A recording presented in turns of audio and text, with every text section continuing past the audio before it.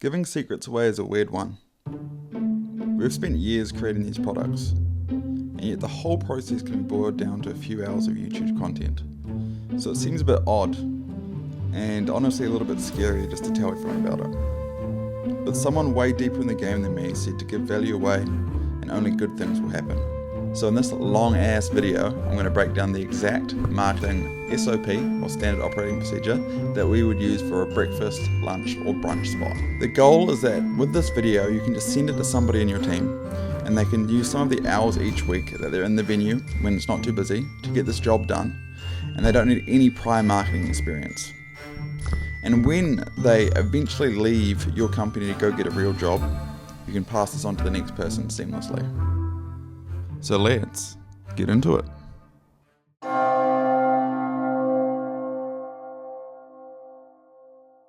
In an attempt to realistically place value on this video so you can justify spending an hour staring at your laptop screen, this is how we typically price these services. For a photo shoot, we'll charge $500 every 2 months, or $250 a month.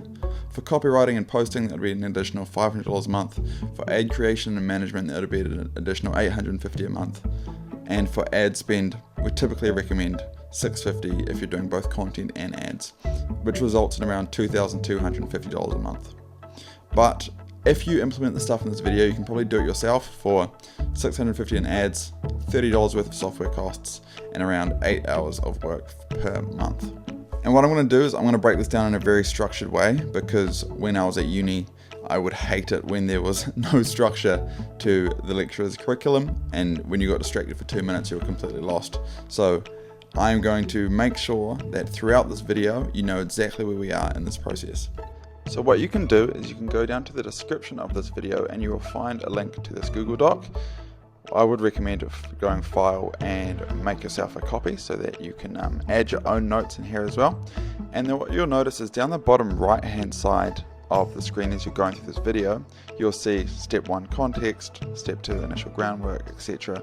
as we go through this video, such that you can follow along with this Google Sheet, or rather Google Doc. And I should be following along with what's said here, and it'll also be referenced throughout the video. So that'll be the easiest way to follow along throughout the video.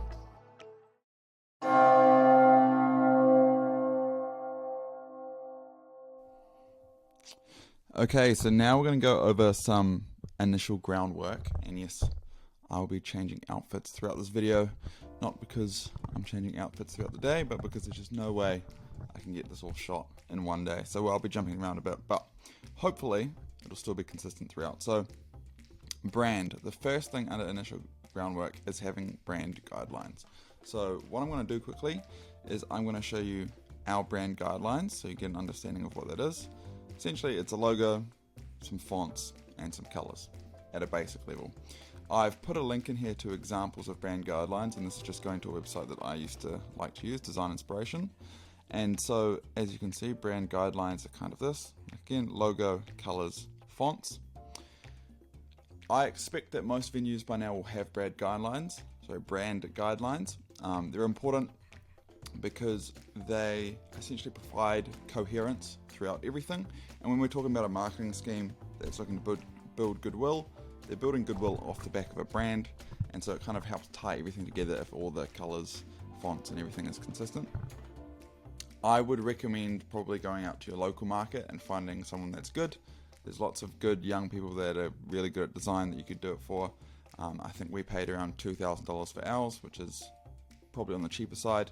However, if you want to go really cheap, I've put a link into Fiverr here. I've just looked brand guidelines restaurant, and you can see that there's people here that will design logos, color palettes, typography, and potentially do menu design and stuff as well. Designing the menu, not designing what's in the menu. But I put a link to that there. I assume most people have brand guidelines, so I'm not going to talk about that too much. Socials, make sure they're on brand. Okay, so I've got an example up here. Cotto. I will keep using Cotto because I love going there, and it's near our office. It's a great spot, but this is how I would do it. You make your profile photo, your logo. Don't have a square logo where you can see the corners and everything. Just make it fit into the circle. Do the same on Instagram. Your cover photo should be on brand as well. Please don't make it super pixelated or something. It never looks good. And then set up a Google My Business so that people can find you when they search restaurants near me. SEO is important, or at least some people say it is. I have no experience on it, so I'm not going to tell you what to do here. But if you think it is important for you because you are a destination venue, let's say you are, a winery or something, you probably want to rank in SEO. So go and find someone that can do that for you, or go and talk to someone that you trust. I'm not going to recommend anyone, and I'm not going to tell you what to do because I'm not going to speak on something I don't know. But I know that SEO is important. So that is the initial groundwork.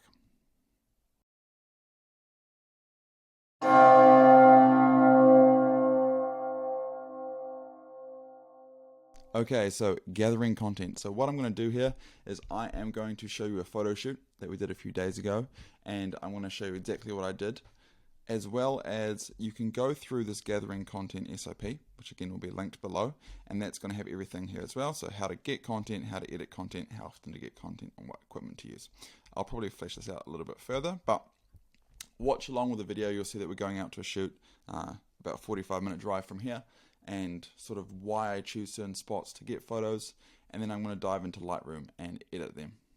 Okay, so as we head out there, I'm just going to put up on screen the end result of this photo shoot, because what I think it does is it paints a good picture for what we're aiming for and why I'm doing things in a certain way. Also, I'm just going to chuck the camera settings up on screen, as well as what camera we're using for this shoot. So one camera is the only piece of equipment that we're using for the shoot. As I do touch on, you can get lights and stuff, but I'm just doing everything using natural light. So probably the first thing to note when you're coming into a venue is just looking at where to take photos. So you're looking for natural light is the main thing, but out of the direct light. So the problems that I can see instantly here is that you're obviously going to shoot inside, it's going to look too yellow because all the lighting's yellow. And when you go to white balance the yellow, essentially take it out and make it less yellow, then the food also, obviously you take it out there. Unless you are using Lightroom and Photoshop in certain ways, and then you can kind of make it work. And definitely I've made the mistake in photo shoots and have been able to rectify it. But ideally you're looking for white light, indirect. Daniel's got a dog with him. So another thing to look for here is all the light, or most of the light coming through this room is going to be filtered by the roof, and the roof is a bit of a bluey tone, so most of the colors here are going to be quite blue.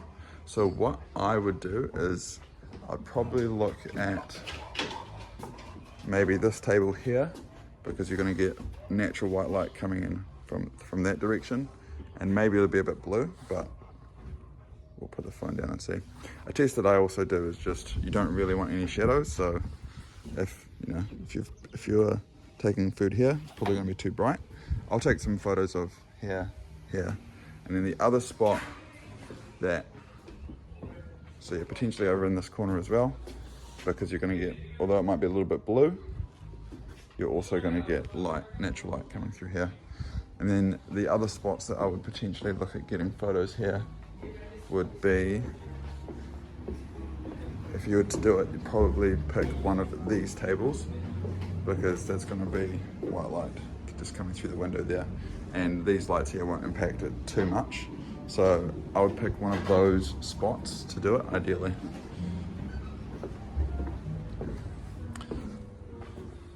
Also, typically when we're doing photo shoots, would typically ask for 7 to 12 dishes. That way you can get them all at once, and you would want to take them in a few different spots. So if you just take them on one table, obviously the background is just going to be the same. Sometimes I bring in a cloth as well to just chuck over the table, just so you get a different background if the lighting's only good in one spot. Otherwise, what you can also do is just put in a few different tables so you get different backgrounds, which means that you can use the same dish multiple times because there's differences between the dishes.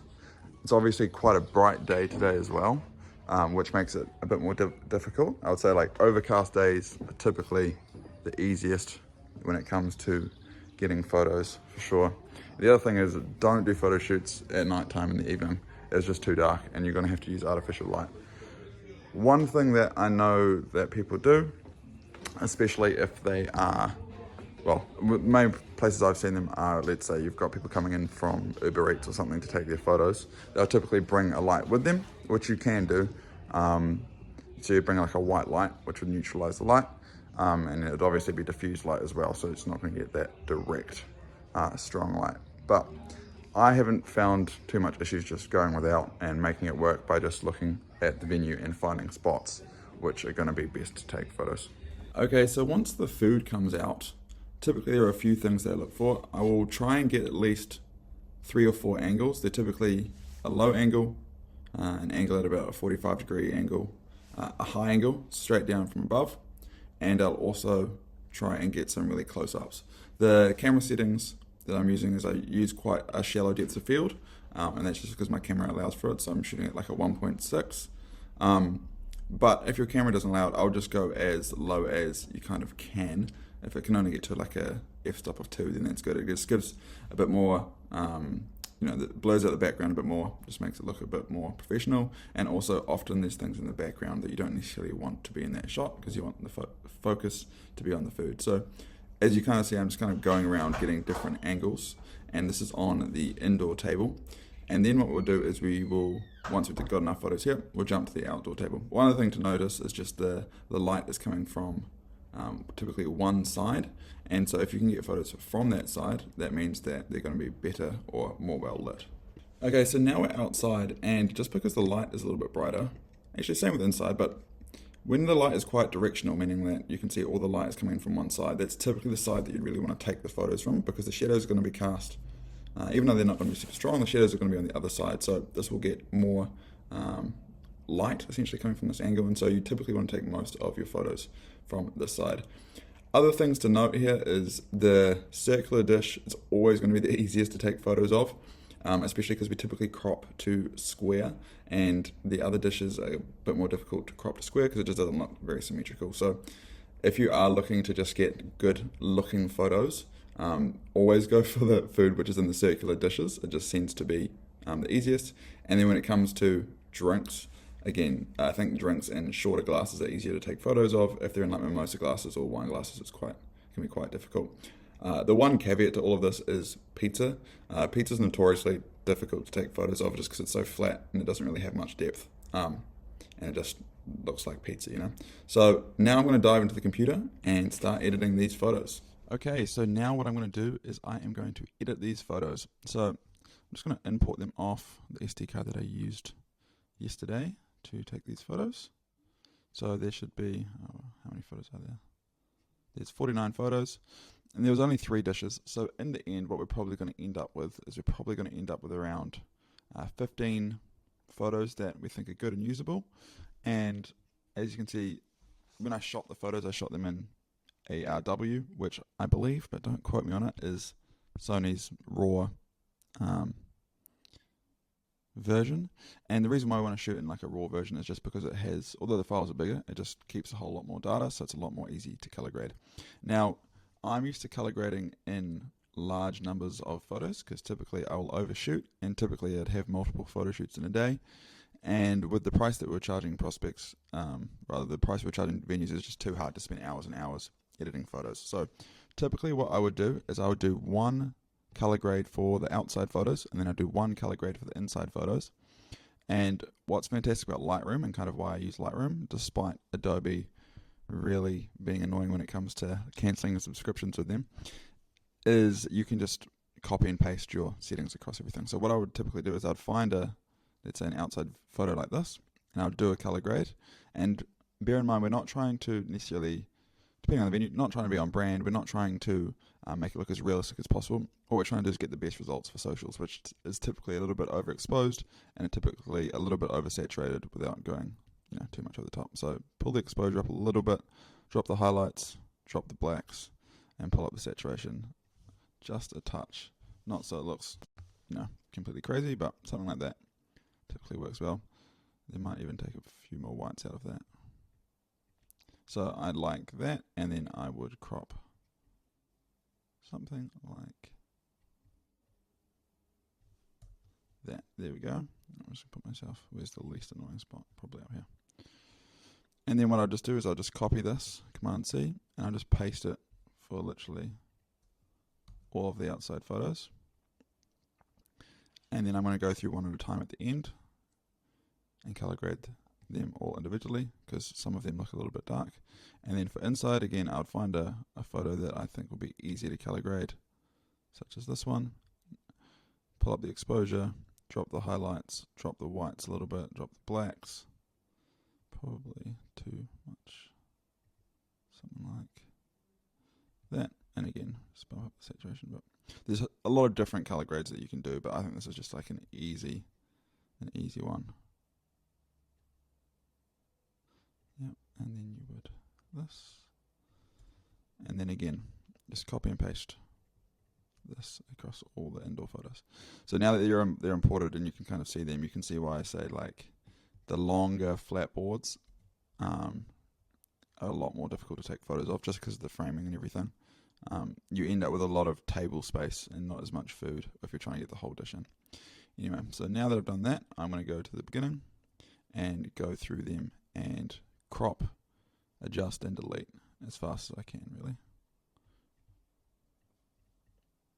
I'm going to crop them all to square just because that is the easiest when it comes to, oh, is that in focus? No. Cool. So something like this, and maybe there's a little bit too much white in there.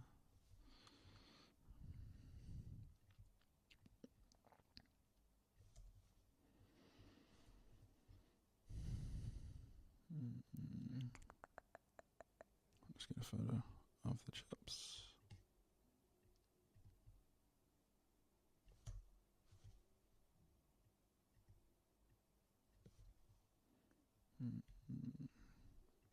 So I'd say these have been, like, the color grading didn't really make as much sense for this. So I'll bring up the blacks a bit. It's a bit better.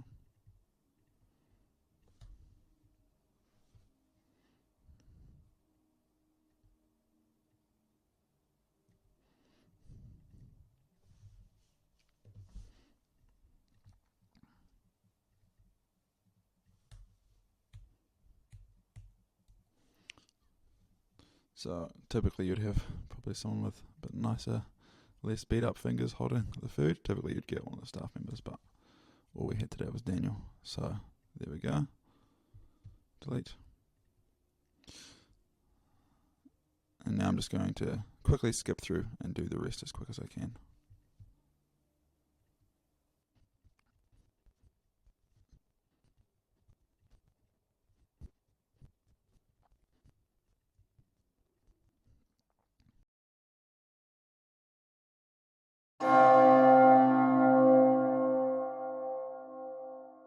Okay, so now we're on to writing copy for the images that we have taken and edited. And this used to be an absolutely horrid experience. But shout out to AI for making this a whole lot easier. So what I'm going to do is I'm going to dive into the computer and I'm going to break down how we use ChatGPT to essentially give us the bones of all the content that we write, because otherwise it is a bit of a nightmare, to be honest. So follow along. If you've got any questions, let me know in the comments below and I'll do my best to answer it. I've got the Google Sheet here, which you should be able to use. You'll just need to, when you open it, so you're just going to open it in a new tab, and then what you're going to do is you are going to go File, Make a Copy. Alright, so you're going to make a copy of that Google Sheet, and in the tab down the bottom, which I will show you in this video, you'll be able to find the prompt that we use for ChatGPT. Again, ChatGPT is free, Google Sheets are free, so all the software is free. Alright, I'll see you in the computer. Welcome to inside of the computer, and let's get into it. So this template to this Google Sheet will be in the description below. So what you want to do is, please do this, File, Make a Copy, and we're going to call this Hawani's Venue Content Creation Template Sheet, and we'll make a copy and then close the original copy. And what you can see is there's a content, what will end up being a content calendar, and then there's going to be a brand voice tab down the bottom here. So what you want to do is you want to start on this sheet And first you want to import some images. So what I'm going to do is I'm going to import some images from a photo shoot that I did actually quite a while ago. So what you're going to do is you're just going to click on the cell and you're going to go File, and wherever I've got it, sorry, you're going to go Insert Image in Cell, and then you are going to just browse your computer and put them. So I'm just going to upload a bunch of images now.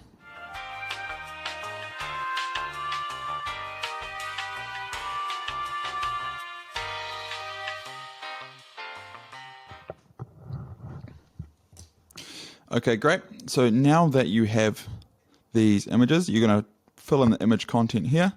So this would be our new kiwi fruit cocktail and our fried chicken.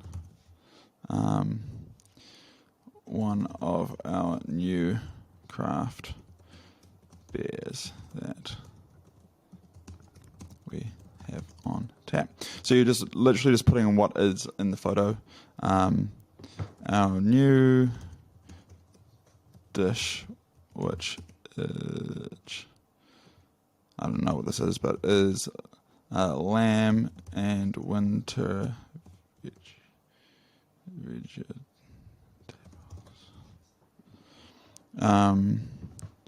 Our ever pop smash.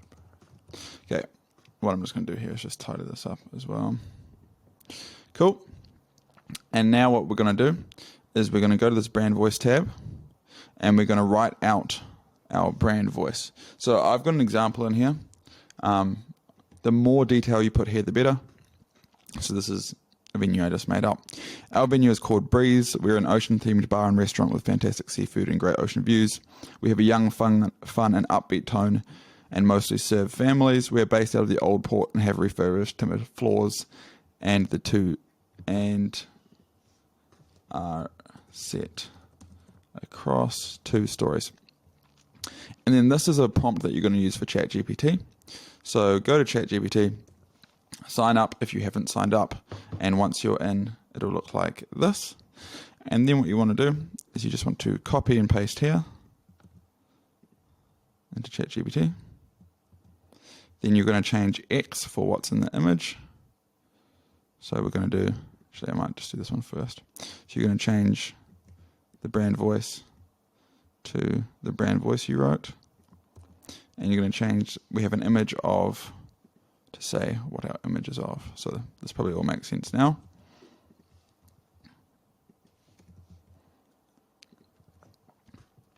Dive into summer flavors with our refreshing kiwi cocktail and indulge in our crispy fried chicken. At Breeze, we blend the best ocean and the juiciest fruits, the tastiest bites. Come and join our ocean-themed venue in the heart of the Old Port for a dining experience that will make waves of delight. Okay, perfect. So this is 3 examples of copy for this image for your venue. So very, very easy. Then you're just going to copy and paste, check for issues, obviously, into here. And again, I will just change the formatting here so it doesn't look so crazy. And then move on to the next one. So what are you going to do? You're going to copy and paste this down here. And then you're going to change this.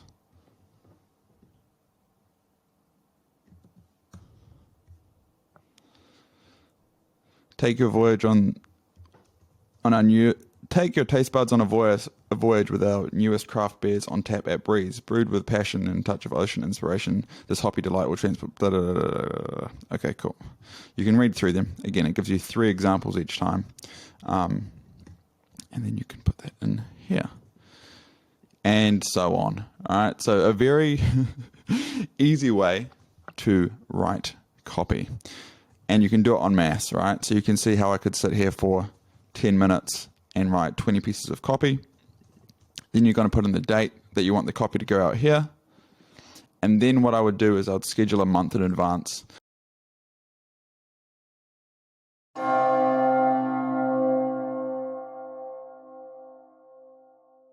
Okay, so now that you've created your content, e.g. your images that we've edited in Lightroom, and you've written the copy, they should be filled out in this content creation sheet that you have for your venue.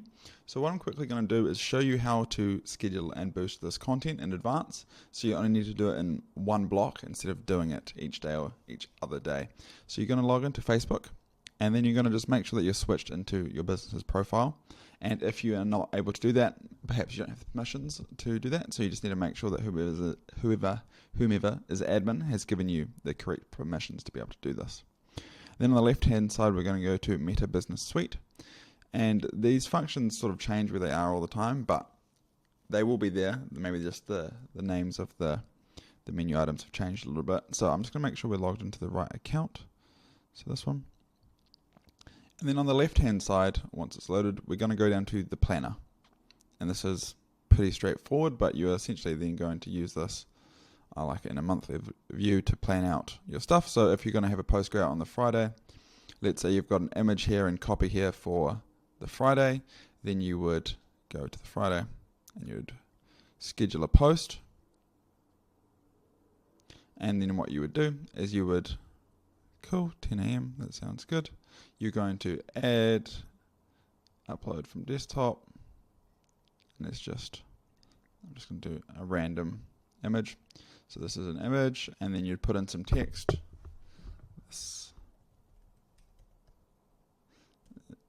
Hello. So what you would do with the text is you're just going to copy and paste the copy from here that you've already written. You're going to put it into here.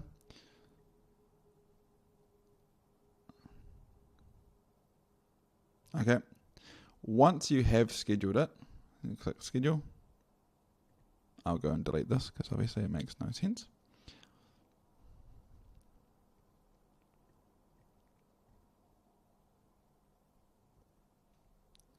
You can now go and boost this post, which is what we would recommend doing. Go boost post. And we would just put no button on these because the goal of these is to just increase brand awareness. And I would literally just do location-based targeting for all of them. So people within an X mile radius, typically 2-3 miles. And I would just spend, like I suggested above, $12.50. So I'll split that up over like 3 days or 4 days. So I do like $4 a day for 3 days, something along those lines. So you'd want your total budget to be $12.50, and you do it over 4 days, 3 or 4 days. And then you click schedule, which I'm not going to do. And also just make sure that you are in the right ad account up here. So just make sure that that's correct as well. So that is how you go about scheduling and boosting content.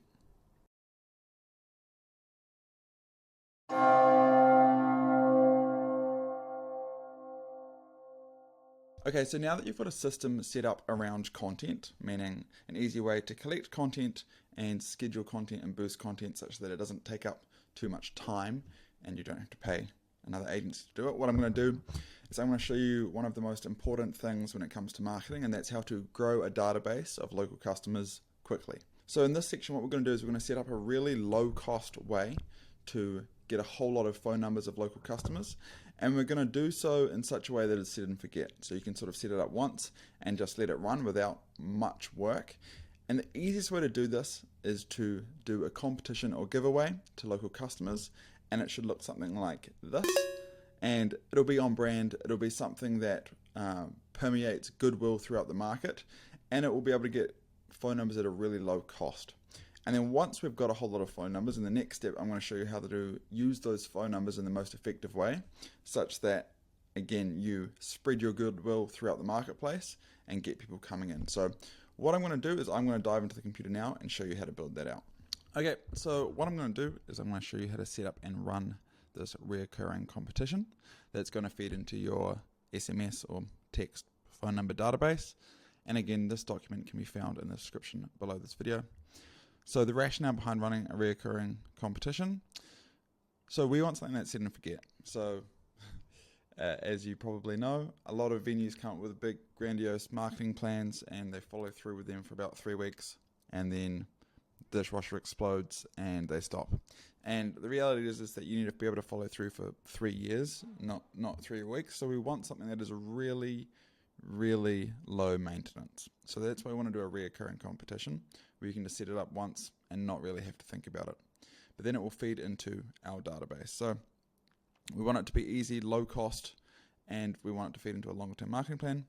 We want a way that increases brand awareness, as set and forget, and a giveaway or competition is the easiest way to do this.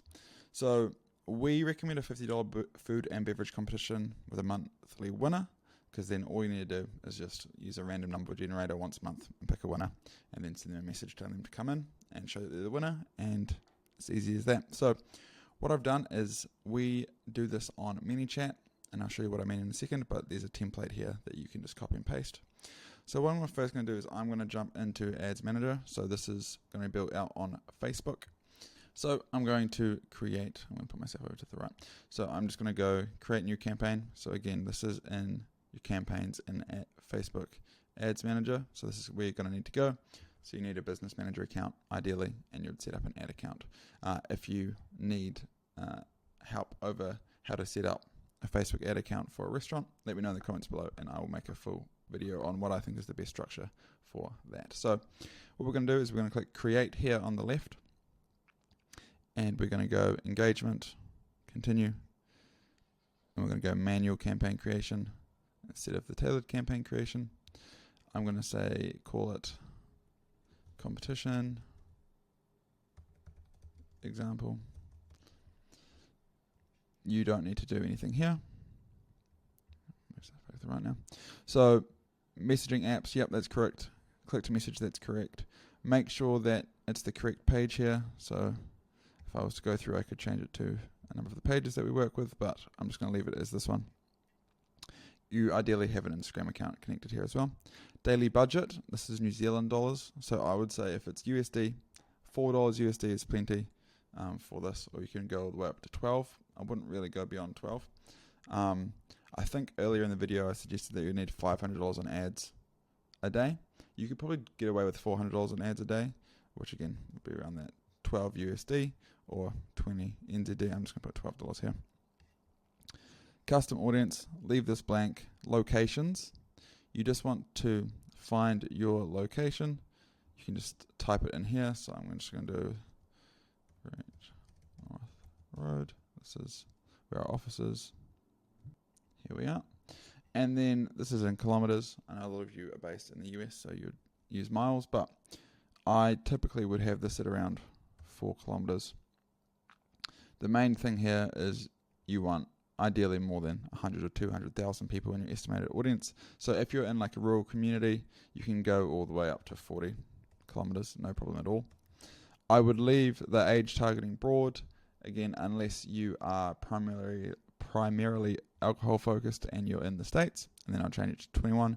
The drinking age here in New Zealand's 18, so that's no problem. And then you can leave all this and you're going to click next. So the ad setup. So you're going to add media, and again, what I would recommend is using a window image from Canva. You've probably heard me preach about this a lot. Essentially, the rationale behind it is it looks like a gallery, and you'd probably want something along these lines. So it looks like a gallery of images, such that when someone clicks on it, it actually opens up the ad instead of opening up an individual image. So that's why we like to do a window image. It's essentially just 4 images here in a square, and you are going to just make sure that there's a little gap in between them, so it looks like they're 4 separate images. Okay, and then you are going to download this, and then when you come to add media, you can click add image, and you're going to find your window image here. I'm just going to pick an old one, and you're going to click next. Cool. So you've got your window image in here. And so now what we're going to do is for the primary text, we are going to use ChatGPT. And what I've done is I have written your ChatGPT prompt, said fill out gaps, and then copy and paste. So this is what we're going to fill out. So this is what we're going to copy and paste. So we're going to go to ChatGPT. Okay, so now that we're here, we're going to copy and paste this in. And we're going to rewrite this. So Hawani's sandwich shop. And I don't know how to spell sandwich. It's a difficult word. Don't blame me. Brand voice. Silly. Fun. Cool. Main dishes. Chicken sandwich. this. Cool. And then we're going to get ChatGPT to write us some copy.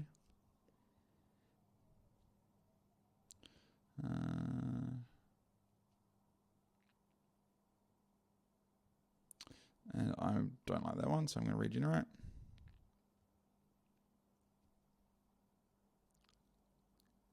Cool. Happy with that. So then I'm just going to copy and paste it into here.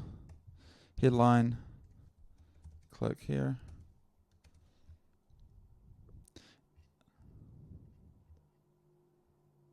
And then the arrow. Okay, so there we go. Score for food for a Hawaiian sandwich shop. I might actually put this. Cool. And now what we're going to do is we're going to integrate it with ManyChat such that when people enter, we just ask them for their phone number and that's all collected securely on our back end. So how we're going to do that is we are going to create a ManyChat account, and if we haven't created a ManyChat account, then you're going to go to ManyChat and create an account, and then you're going to come back here and you're going to use this template for your ManyChat account. So you're going to put it in, and it's going to look something like this, and you're going to click install, and then you're going to essentially choose the page that you just set it up on. So I'm going to pick Daniel. Click install flow.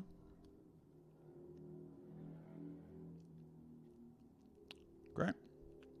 So now if we have a look, we have got the competition flow phone number. So this is what we just set up, and you're going to go in here and it should all be set up. So essentially once they click on the ad, it's going to say click me to get started. Great. First name, what's your phone number so we can text you if you win. Poof, just like that, you're in the draw. Keep an eye on your text messages and we'll notify you there. Very, very simple. So this is what's going to fire in Facebook Messenger once they click on the ad.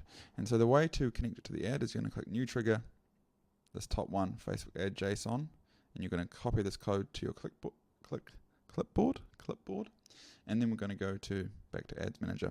And you're going to click on Partner App. You're going to click Select Flow, and this is new. And you're going to click JSON. You're going to highlight all of this and replace it with that code that we just copied to our clipboard, and then publish, and you're done. And you don't need to touch that ad again. And in terms of the results that we should expect, typically we'll be getting opt-ins for around 7 to 20 cents. So if you're spending $4 a day, you'll be getting around 40 opt-ins a day.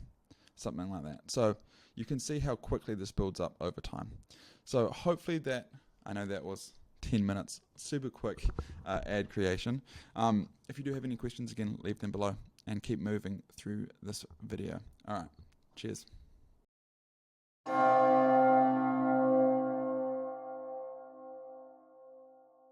Okay, so now that we've got an easy way to get this database, e.g. we've set up an easy way to collect phone numbers at a really cheap price, what we're going to do now is I'm going to show you the best way to use those phone numbers. So the rationale behind how we do this is that we want a way to use the database such that people don't want to leave the database. So the key and sort of the biggest pitfall that I see people doing is they get a whole lot of essentially, customers on their database, and then send out the message of buy my stuff, and people don't want to get that message, so they unsubscribe continuously.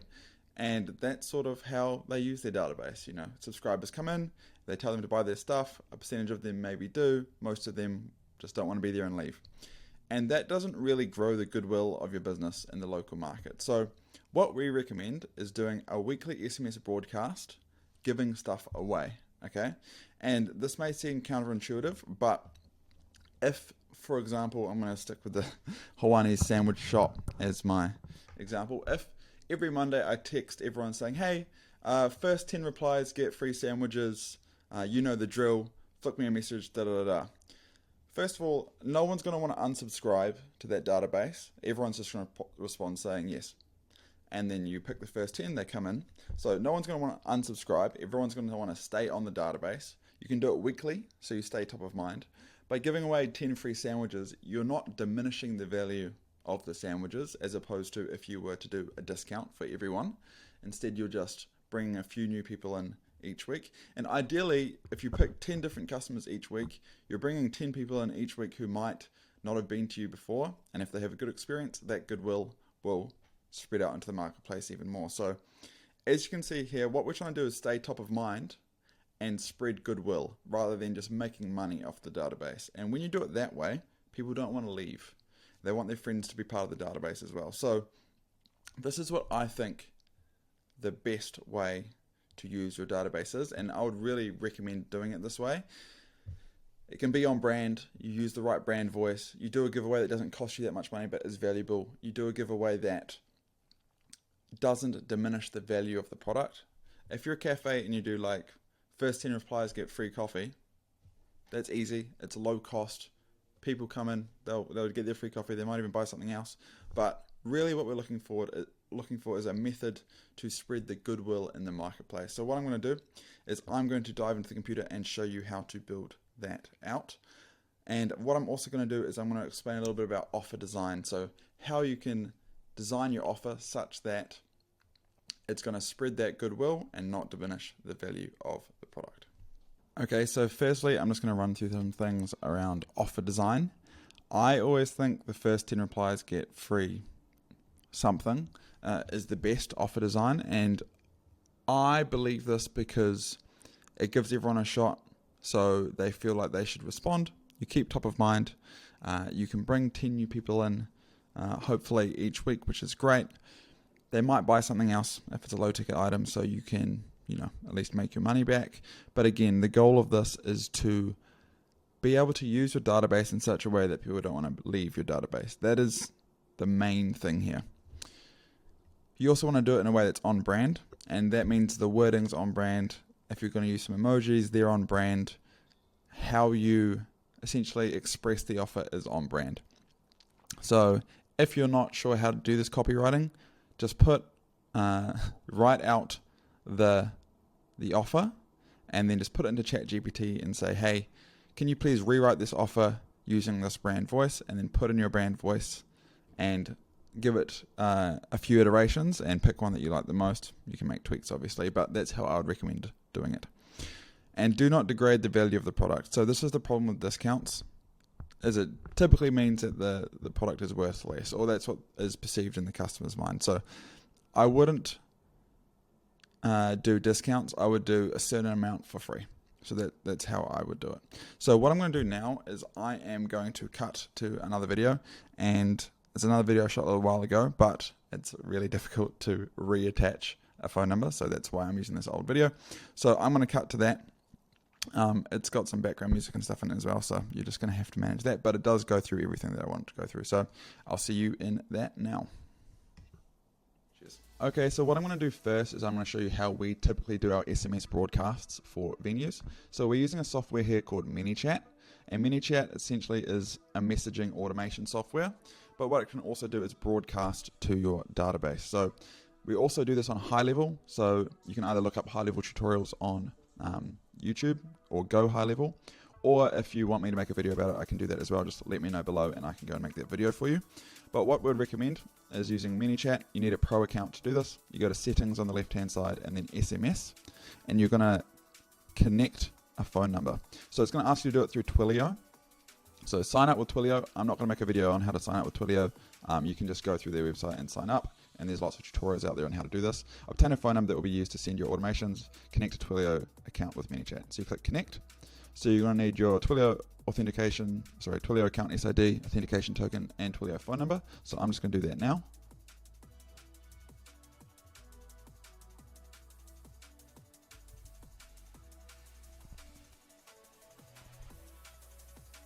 Okay, so now I have a phone number connected. I can do SMS broadcasts. So on the left hand side, you want to go to broadcasts, new broadcast, SMS. Okay,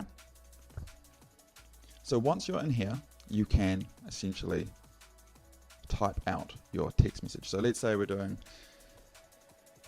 hey chicken Sammy lovers, it's a Monday,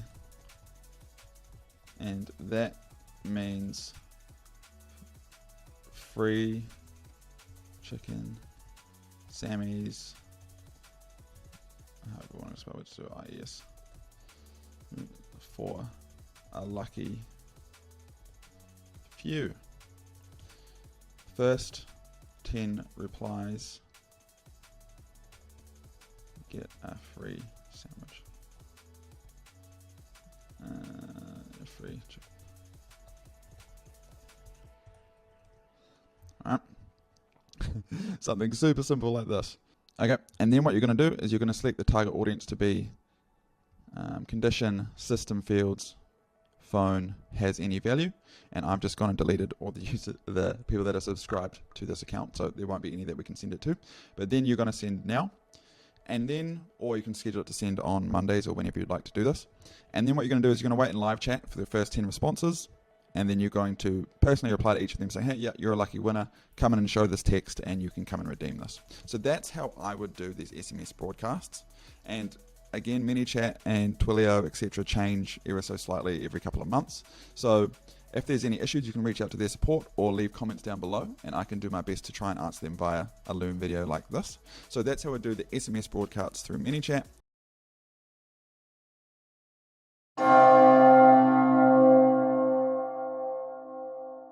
Okay, so the last section of this, and well done for making this far in the video.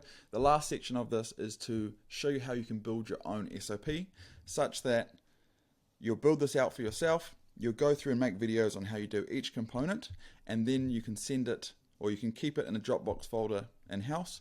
And so if your marketing manager leaves, you've got the whole system ready to give to the next person, and you can have a seamless handoff. So what I'm going to do is I'm going to dive into the computer and show you how to do that now. Okay, so we're on to the final stretch, and arguably it's the most important, and that's going to be to make your own SOP, or standard operating procedure. And the reason why it's so important is because most venues come up with half decent marketing plans. This marketing plan, I would say, is very good, but I'm not saying that you haven't come up with a better idea in the past. What this plan does allow for is it allows you to do it for a very long time, and that's really what's going to separate the marketing plans that work and the marketing plans that don't, is if you can follow through on it for years. And the main reason why, actually there's two main reasons why venues are unable to follow through on marketing plans. The first one is that they kind of bite off more than they chew, or more than they can chew. They have big grandiose ideas, and it's very hard to follow through because it's time consuming. And if you have to, pick between dealing with an angry customer or making a social media post, you're gonna rightfully so pick the angry customer. So it always falls to the bottom of the pile, and hence doesn't get done if you make it to be too much work. So what's good about this one is it is not that much work. The other thing that happens very, very often is that the person who's in charge of it leaves, and then it's too much of a mission to retrain a new staff member on how to do it the same way that they were doing it. So when you make your own standard operating procedure, essentially what you're doing is you're creating a document with videos, kind of like this one, such that the next staff member can follow it through exactly the same. So what I would recommend is, I'm just going to put this here so it's a bit easier to see. There's two ways to do it. One, you use a Google Sheet and Loom links. So let's say, for argument's sake, you were to use this exact video. When you go and do the gathering of content, how to get content, make your own Loom video. Like this is a Loom video right now, so you'd make yourself full screen, and what you do is, I don't have the camera on hand, but you'd hold up the camera, probably show all the settings you use, give a good breakdown of exactly how you do it. Maybe you say like, hey, look, we typically do it on this table, and then if it's in the winter and it's way darker, we like to do it on that table, etc., etc. So you'd give it a breakdown on camera like that. If it's, let's say, gathering the content, if it's writing the copy, again, you would just screen record yourself, go into ChatGPT, putting everything in, and exactly how you would do it. If it is set up in scheduling and boosting the content, again, you would explain how you get permissions to your Facebook page, how you do all the things. So you'd go through, and each step that's required in order to deliver this marketing outcome, you'd make a video on each one of those steps and put it into the Google Doc and tidy it up so it's personalized to your business. So that's one way of doing it. So that's using a Google Sheet, it should be a Google Doc, and Loom links. So Loom links, this is, it's always difficult going into Loom. Well, I'm using Loom to shoot videos, but I believe it's loom.com, so that should be fine. So go to loom.com, set up a free account, or you might need a paid account because the free accounts allow you to do 5 minutes of screen recording at a time, and you're probably going to need more than that for some of these videos. Or the other option is to, instead of using a Google Doc, use Notion. So Notion, again, can be free, and it is, I'm going to just log in to ours. It's a way to just organize ideas as well. So, and have it all in one place. I think Notion looks nicer, but the downside of Notion is a little bit more complex. So if you want something that's really easy to hand off, Google Docs is probably easier to hand off because most people are familiar with at least Word documents, and Google Documents looks similar to Word documents, so they don't feel super confused about it. But Notion.so is also free, and I highly recommend it as a software. So use Loom to record your setup of each video. You can trim it afterwards. No need to use any editing software. So again, once you've finished recording the videos on Loom, it'll process it, and then you can go in and you can trim out bits. So don't stress too much if you don't do it perfectly. Just get them all done, and you can trim them to tidy them up. So have a written version. So you'd write out what you do in either Google Docs or Notion, and you'd have the video alongside. And like I said, you can just duplicate the sheet if you want to use the writing out, or the written version as being what's here. You don't need the context necessarily, but you might want to have a link to, for the initial groundwork, you might want to have a link to your brand design, brand guidelines, such that it's easy to find, all that stuff moving forward. So that's how I would do the SOP, and it is super important that it gets done. Hopefully this video was helpful. Again, this is probably something that you'd want to watch a few times, and please, if you got value out of it, send it to people that you think it would help. That's probably the most important thing here. Like, if you can send it to some people that you think it would help, that would be super beneficial. If you're an owner of a venue and you want this done by a staff member, have a meeting with them, show them the video and say, hey, do you reckon you could follow this along? And then if they have any questions, or if you have any questions, just leave them in the comments below. I'm going to look probably to do more videos, which are full SOP breakdown, so that you can go from start to finish and have a full product. So I'll keep an eye out for those. Liking and subscribing really does help us out as well. So thank you for that, and I'll see you in the next video. Peace.